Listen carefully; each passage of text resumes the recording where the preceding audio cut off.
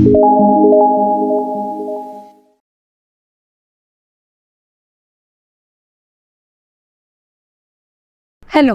I am doctor Mohini Chiklande. आज हम NCISM के द्वारा जो सेकेंड प्रोफेशनल BMS स्टूडेंट्स के लिए सिलेबस दिया है उन्होंने NCISM ने, तो उसके बारे में आज हम डिस्कस करने वाले हैं। माना कि ये जो सिलेबस है अभी नया आया हुआ सिलेबस, वो ओल्ड सिलेबस को ही उन्होंने रीअरेंज करके सिर्फ डिटेल आपको कैसे पढ़ना है, द्रव्य गुण इस सब्जेक्ट को आपको कैसे पढ़ना है, इसके बारे में उन्होंने पूरे सिलेबस में एक एक पॉइंट के अंडर उन्होंने मेंशन किया है। तो आज हम उसी सिलेबस के बारे में डिस्कस करने वाले हैं। बेसिकली फर्स्ट ईयर होने के बाद अभी सेकेंड ईयर शुरू हो जाएगा आपका सेकेंड प्रोफेशनल BMS। तो सेकेंड ईयर में जो भी आपको सब्जेक्ट्स है उसमें से एक सब्जेक्ट है द्रव्य गुण विषय। द्रव्य गुण यानी आपको द्रव्यों के बारे में जानना बहुत ज़्यादा इम्पॉर्टेंट है। क्यों? फर्स्ट ईयर में आपने बेसिक सब पढ़ा, एनाटॉमी, फिजियोलॉजी, फिर आपने संस्कृत पढ़ा, पदार्थ विज्ञान पढ़ा, ये जो है शारीर रचना, क्रिया शरीर, ये सारे सब्जेक्ट्स बेसिक हो गए।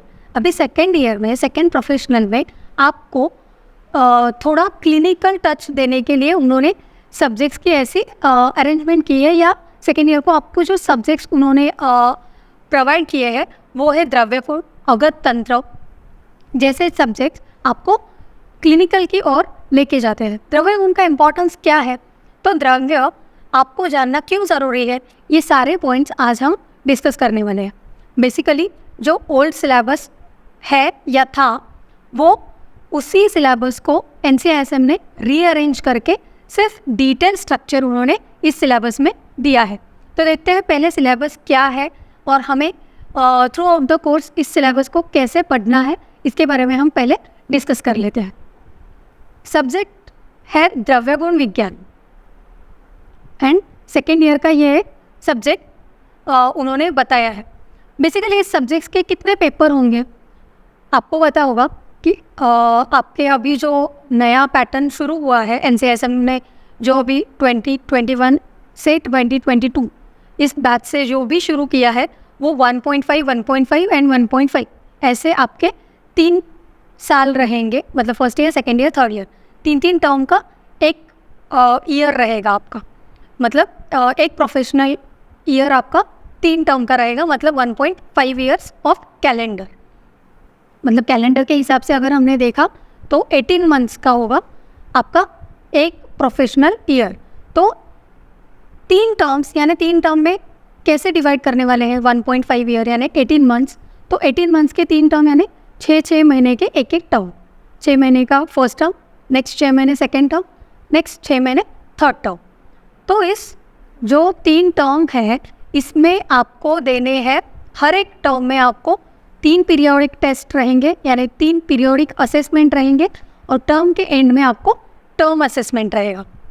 मतलब टोटल कितने होते हैं, तो 9 पीरियोडिक असेसमेंट रहेंगे टोटल आपके पूरे एक 1.5 ईयर के सिलेबस में, या 1.5 ईयर के आपके कोर्स में आपको टोटल 9 पीरियोडिक टेस्ट देने हैं। एक टर्म में आपको 3 पीरियोडिक असेसमेंट और एक टर्म एंड टेस्ट देना है। 3 पीरियोडिक असेसमेंट यानी वो हर 2 महीने के बाद एक इंटरनल टेस्ट लेते हैं कॉलेज वाले। तो आपको वो टेस्ट क्यों इम्पॉर्टेंट है, अभी क्यों हम उसके बारे में डिस्कस कर रहे हैं, तो आपने अगर देखा होगा तो आपके वाइवा यानी प्रैक्टिकल के लिए जो मार्क्स अलॉट किए गए हैं, वहाँ पे एक पॉइंट है, एक कॉलम है इंटरनल असेसमेंट करके। तो इंटरनल असेसमेंट यानी क्या, आपको जो भी पीरियोडिक असेसमेंट और टर्म असेसमेंट में कॉलेज लेवल पे आप जो भी एग्ज़ाम दे रहे हो, उसको एग्रीगेट करके उसका एवरेज निकाल के वो इंटरनल असेसमेंट के मार्क्स आपके यूनिवर्सिटी एग्ज़ाम में ऐड होने वाले हैं। तो अगर आपने अच्छे से पढ़ाई की, सारे पीरियोडिक असेसमेंट्स, टर्म असेसमेंट्स अगर आपने अच्छे से एग्ज़ाम्स दिए और आपका स्कोर अच्छा रहा, तो आपको इंटरनल असेसमेंट में अच्छे मार्क्स आ जाएंगे, और कि उसी से आपका यूनिवर्सिटी का स्कोर भी ज़्यादा हो जाएगा। तो इसीलिए आपको जो भी पीरियोडिक असेसमेंट हो, टर्म असेसमेंट हो, वो सारे देने के वक्त आपको सीरियसली पढ़ाई करनी है, क्योंकि ये सारे काउंट होने वाले हैं आपके यूनिवर्सिटी एग्ज़ाम में। तो बेसिकली इतना क्लियर हो गया कि 3 टर्म होने वाले हैं, छः महीने के, हर 6 महीने में आपको 3 पीरियोडिक असेसमेंट रहेंगे और टर्म के एंड में एक टर्म असेसमेंट रहेगा।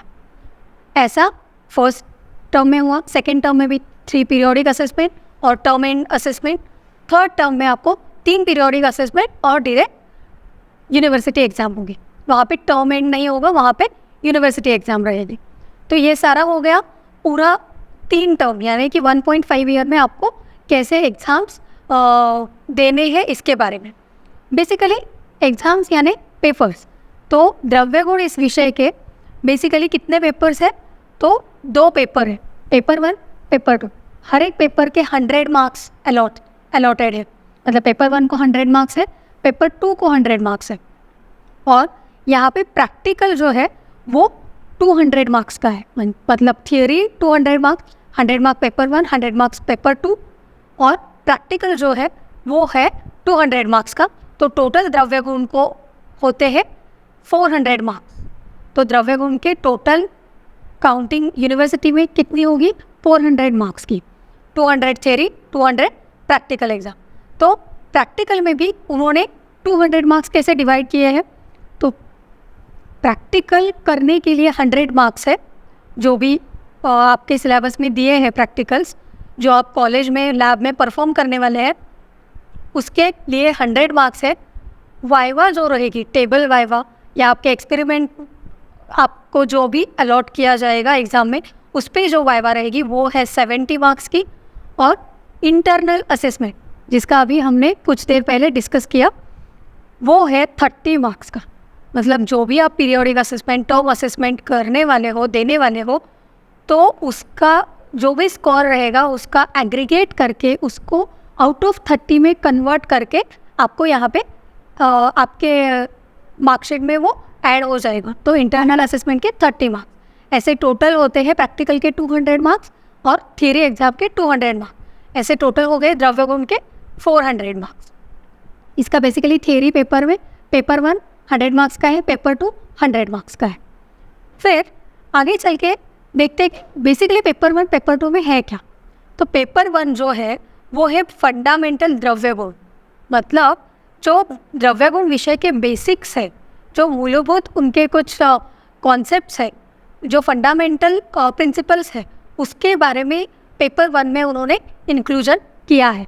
तो पेपर 1 में आपको द्रव्य गुण के सारे बेसिक प्रिंसिपल्स, कुछ बेसिक कॉन्सेप्ट्स जो होते हैं वो पढ़ने के लिए मिलेंगे। और पेपर 2 में जो है वो है अप्लाइड द्रव्य गुण। अप्लाइड यानी क्लिनिकली आप कैसे इस सब्जेक्ट को अप्लाई करने वाले हो, इसके बारे में पेपर 2 में उन्होंने कुछ द्रव्यों के नाम बताए हैं, वो आपको पढ़ने हैं। तो एक बार जस्ट देख लेते हैं कि पेपर 1 फंडामेंटल द्रव्य गुण में कौन कौन से टॉपिक्स हैं। पहला टॉपिक है द्रव्य गुण विज्ञान, यानी द्रव्य गुण मतलब क्या, द्रव्य गुण शास्त्र की परिभाषा, इसके बारे में यहाँ पे एक्सपेक्टेड है।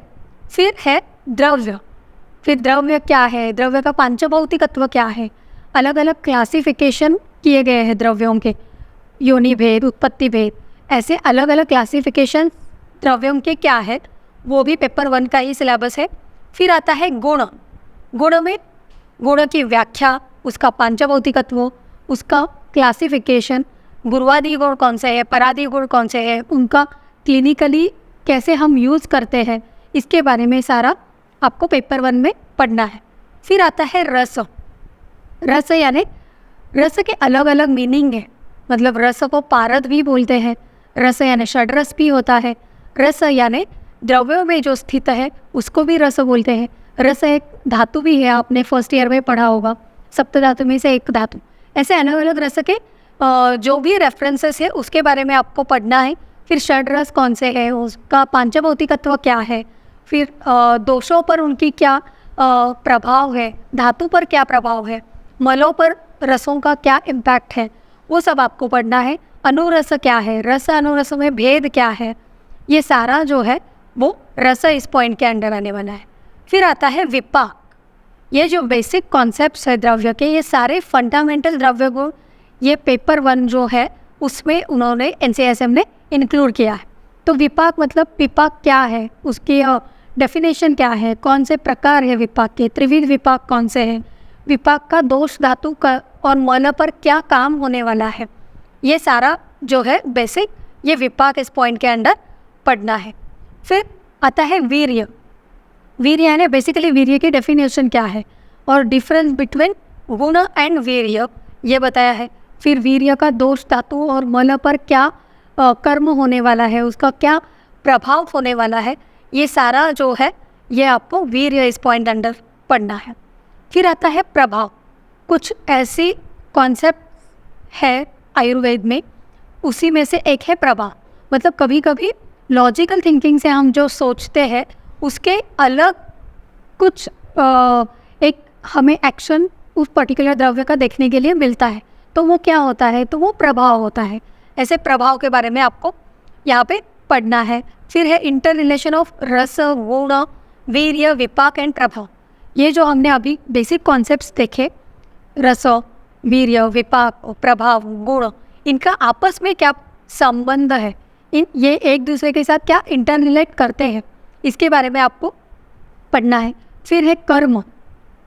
कर्म यानी जो भी द्रव्य है उसका पर्टिकुलर कर्म होता है। आपने अगर फर्स्ट ईयर में संहिता अध्ययन इस विषय के अंडर पढ़ा होगा तो चरक संहिता में भी आपको जो गण चरक संहिता में आए हैं वहाँ पे भी दीपनीय गण, शोधनीय गण, संग्रहणीय गण, ऐसे जो गण आए हैं तो वो कर्मदर्शक गण है। तो ऐसे ही जो दीपन कर्म मतलब क्या, पाचन कर्म मतलब क्या, संशोधन, संशमन, प्रमाथी, मदकारी, ऐसे अलग अलग जो कर्म देखने के लिए मिलते हैं वो कर्म के बारे में आपको पढ़ना है। फिर कर्मास ऑफ दशेमानी गण, जो चरक जी ने गण बताया है उसके बारे में आपको यहाँ पे पढ़ना फिर से एक्सपेक्टेड है। फिर है प्रिंसिपल्स ऑफ जनरल फार्माकोलॉजी, मतलब फार्माकोलॉजी जो सब्जेक्ट है द्रव्य गुण के पैरेलल जो चलता है मॉडर्न साइंस का फार्माकोलॉजी, तो उसके अंडर जो भी पॉइंट्स हैं वो आपको पढ़ने हैं। फिर आता है मिश्रक गण। मिश्रक गण यानी कुछ ऐसे टर्मिनोलॉजीज है आयुर्वेद में, चतुर्भुषण क्या है, पंचकोल क्या है, त्रिकटु क्या है, चातुर्जातक क्या है, ऐसे कुछ पर्टिकुलर टर्मिनोलॉजीज है, उसके बारे में भी आपको पढ़ना है कि त्रिकटु मतलब उसमें कौन से द्रव्य है, उस द्रव्यों का प्रमाण क्या रहेगा, या उसका दोष धातु वाला पर क्या काम होगा, कैसे उनकी एक्शन होगी, ये सारा आपको पढ़ना एक्सपेक्टेड है। फिर आता है नॉमेनक्लेचर ऑफ द्रव्य एज पर निघंटु, मतलब अलग अलग द्रव्यों के नाम उस द्रव्य को कैसे प्राप्त हुए। कुछ क्राइटेरियाज है कि हर एक द्रव्य के जो भी पर्याय नाम है वो पर्याय उसको कैसे प्राप्त हुए, उसका कुछ क्राइटेरियाज है। अलग अलग निघंटु में ऐसे कुछ उन्होंने कंडीशंस बताए हैं कि किस क्राइटेरिया से किस प्रकार से हम द्रव्य को नामकरण करते हैं, इसके बारे में आपको नॉमेनक्लेचर ऑफ द्रव्य इस पॉइंट के अंडर पढ़ना है। फिर आता है प्रशस्त भेषज क्या है, मतलब आइडियल मेडिसिन क्या है, भेषज परीक्षा यानी कि एग्जामिनेशन ऑफ ड्रग कैसे करना है, ड्रग इवैल्यूएशन मेथड, ये सारा आपको फंडामेंटल द्रव्य गुण में आपको ये सब पढ़ना है। फिर आता है द्रव्य संग्रहण, कलेक्शन ऑफ ड्रग, मतलब ड्रग कैसे कलेक्ट करना है, उसके भी कुछ विधि बताई है, उसके बारे में आपको पढ़ना है। फिर गुड कल्टीवेशन प्रैक्टिसेस, कि अगर द्रव्य आपको द्रव्य का कल्टीवेशन करना है तो कैसे करना चाहिए वगैरह जो भी पॉइंट्स है वो आपको यहाँ पे पढ़ना एक्सपेक्टेड है। फिर है अभाव प्रतिनिधि द्रव्य, अगर पर्टिकुलर द्रव्य अवेलेबल नहीं है या over the period of time कुछ द्रव्य नष्ट हो गए हैं, अभी वो बाज़ार में मिलते नहीं हैं, तो ऐसे द्रव्यों के लिए कुछ प्रतिनिधि द्रव्य हम यूज़ करते हैं, तो वो कौन से, किस द्रव्य के लिए कौन सा प्रतिनिधि द्रव्य यूज़ करते हैं वो आपको पढ़ना है। फिर आता है classification and techniques of aqueous and alcoholic extract.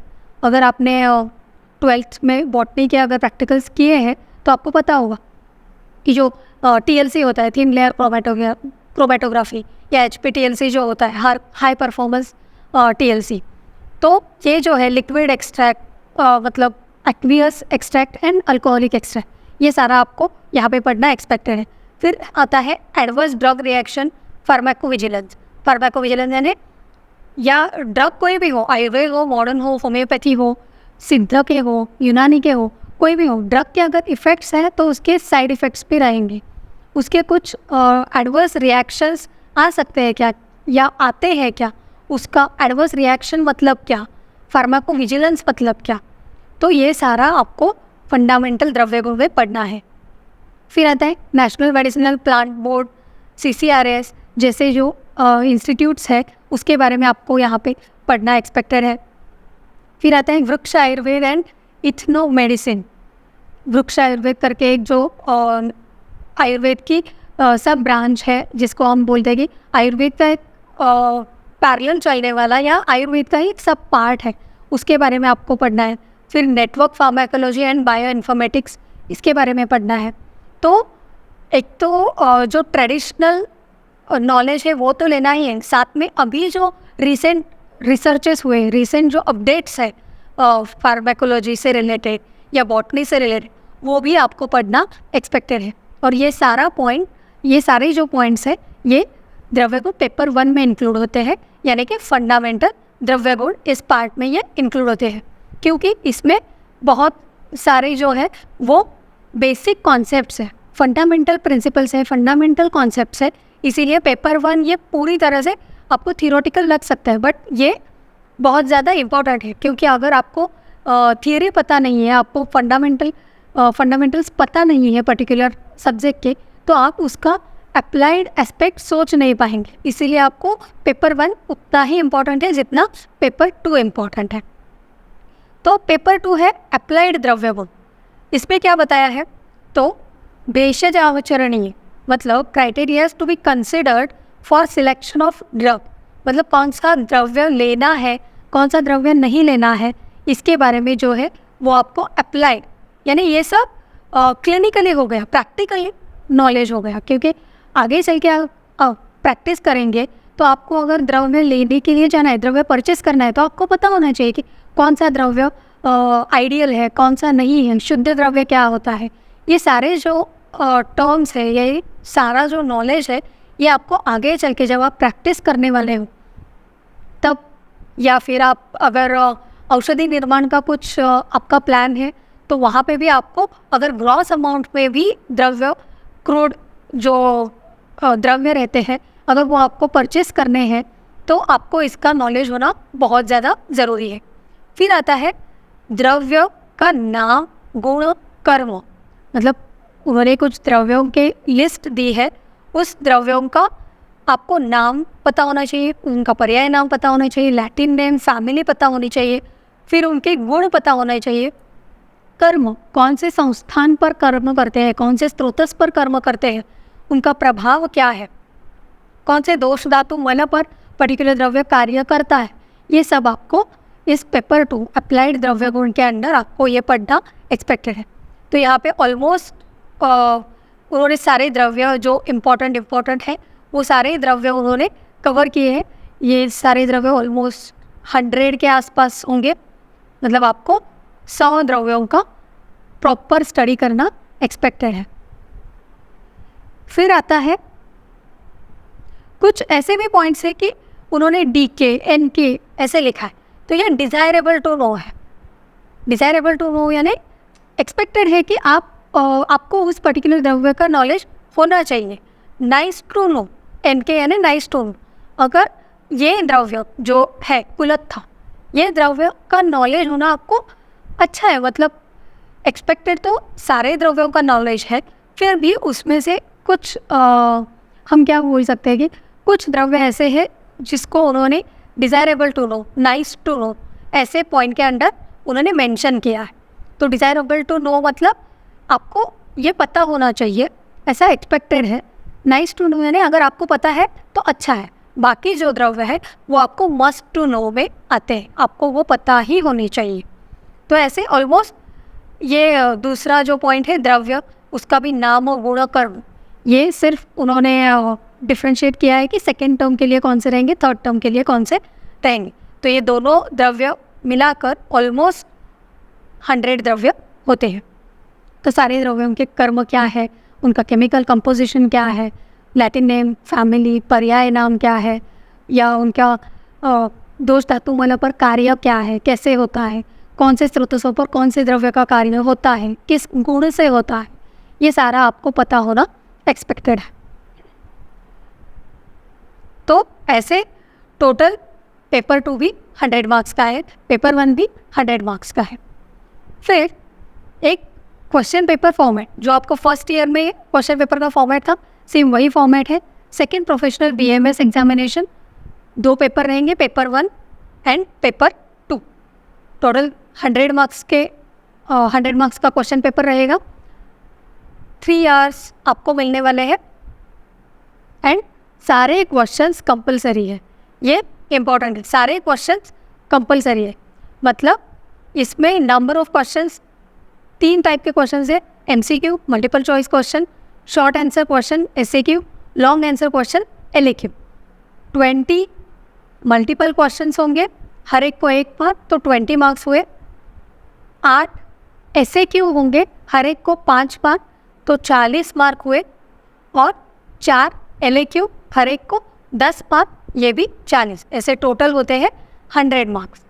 तो ये सारे क्वेश्चंस कंपलसरी है, आपको सारे के सारे क्वेश्चन सॉल्व करने हैं, कोई भी ऑप्शन में नहीं छोड़ सकते। तो ये हो गया क्वेश्चन पेपर का एक फॉर्मेट कि कैसे क्वेश्चन पेपर आने वाला है और आपको कैसे उसको सॉल्व करना है।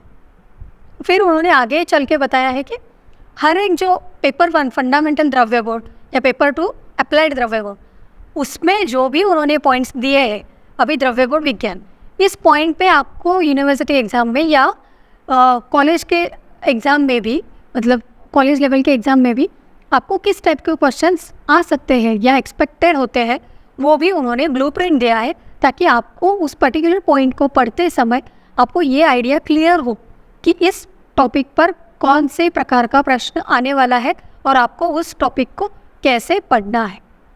तो द्रव्य गुण विज्ञान, इस पर सिर्फ MCQ आने वाला है, SAQ LAQ नहीं आएगा। द्रव्य पे, मतलब द्रव्य इस पॉइंट पे आपको MCQ और SAQ आएगा, LAQ नहीं पूछा जाए। ऐसे उन्होंने हर एक पॉइंट के बारे में डिटेल दिया है कि किस पॉइंट पर SAQ आएगा, किस पॉइंट पर LAQ आएगा और कौन से पॉइंट पर MCQ पूछा जाएगा। ये हो गया सारा आपका क्वेश्चन पेपर का ब्लूप्रिंट, यानी कैसे क्वेश्चंस आपको पूछे जा सकते हैं, आपको कैसे पढ़ाई करनी है। तो इस प्रकार से आज हमने देखा कि द्रव्य गुण विज्ञान जो अभी नया रिसेंट सिलेबस है, उसके बारे में अभी हमने डिस्कस किया कि ये सिलेबस जो है NCISM ने जो सेकेंड प्रोफेशनल BMS के लिए नया द्रव्य गुण का सिलेबस अभी अलॉट किया है, अभी जो उन्होंने पब्लिश किया है, उस पर कुछ ऐसी चीज़ें हैं, ऐसे पॉइंट्स हैं जो उन्होंने नए तरीके से ऐड किए हैं। बाकी पूरा जो सिलेबस है वो ओल्ड सिलेबस को ही रीअरेंज किया हुआ है। और बहुत सारे जो द्रव्य है अप्लाइड द्रव्य गुण में पेपर 2 में जो है, वो पहले जो द्रव्य थे उनकी संख्या भी उन्होंने इस सिलेबस में कम की है। पहले ऑलमोस्ट 130 अराउंड द्रव्य थे, अभी आपको लगभग 100 के अराउंड द्रव्य आपको पढ़ने हैं। तो ये सारा हो गया कि नया सिलेबस कैसा है, आपको कैसे पढ़ना है। एंड पूरे 1.5 ईयर में आपके सेकेंड प्रोफेशनल के कोर्स में आपको कितने पीरियोडिक असेसमेंट देने हैं, कितने टर्म असेसमेंट होंगे, ये सारा आज हमने डिस्कस किया। अभी अगर आपको ये पूरा सिलेबस का डिस्कशन कैसे लगा, आप हमें कमेंट करके बताइए। और अगर आप द्रव्य गुण का लेक्चर सीरीज ज्वाइन करना चाहते हैं तो मौर्या पब्लिकेशन ऐप पर आपको ये द्रव्य गुण लेक्चर सीरीज़ अवेलेबल है। अगर आपको ऐसे ही हर एक द्रव्य के बारे में डिटेल नॉलेज जानना है, आपको पढ़ना है, हर एक कॉन्सेप्ट आपको क्लियर करनी है, क्वेश्चन पेपर कैसे सॉल्व करना है या किस पॉइंट पे किस प्रकार का क्वेश्चन आएगा और उस पर हम कैसे आंसर करने वाले हैं, या कुछ ट्रिक्स होते हैं, क्योंकि इतने 100 द्रव्य ध्यान में रखना it's almost next to impossible, क्योंकि इसमें बहुत ऐसे छोटे छोटे ट्रिक्स होते हैं कि कैसे उनको ध्यान में रखना है। न्यूमोनिक्स होते हैं या PG एंट्रेंस के लिए भी ऐसे कुछ पॉइंट्स होते हैं कि जो आगे चल के आपको इम्पॉर्टेंट होने वाले हैं, या आगे चल के आपको वो पॉइंट्स बहुत ज़्यादा यूज़ में आने वाले हैं। ऐसे वही के वही अगर हम पढ़ते समय वहाँ पे हमने नोट डाउन किया कि ये PG एंट्रेंस के लिए इम्पॉर्टेंट है, ये SEQ के लिए इम्पॉर्टेंट है, तो आपको पढ़ाई करते समय वो इजी हो जाएगा। इसीलिए अगर आपको ऐसे आसान तरीके से और निमोनिक्स ट्रिक्स के साथ question paper solving, doubt session, इस सारे आपके जो कॉन्सेप्ट्स हैं वो पूरे तरीके से आसान तरीके से क्लियर करके आपको अगर एग्ज़ाम देना है और द्रव्यगुण का नॉलेज गेन करना है तो आप द्रव्यगुण लेक्चर सीरीज़ ज्वाइन कर सकते हैं। द्रव्यगुण लेक्चर सीरीज़ ज्वाइन करने के लिए आपको मौर्या पब्लिकेशन ऐप डाउनलोड करना होगा, और लिंक जो है ऐप डाउनलोड करने के लिए Android link and iOS link, दोनों भी लिंक अभी नीचे डिस्क्रिप्शन बॉक्स में होंगे। और अभी डिस्प्ले पर एक नंबर आपको दिख रहा होगा, उस नंबर पे भी आप कांटेक्ट करके द्रव्यगुण लेक्चर सीरीज़ ज्वाइन कर सकते हैं और हमारे साथ जुड़ सकते हैं। Thank you.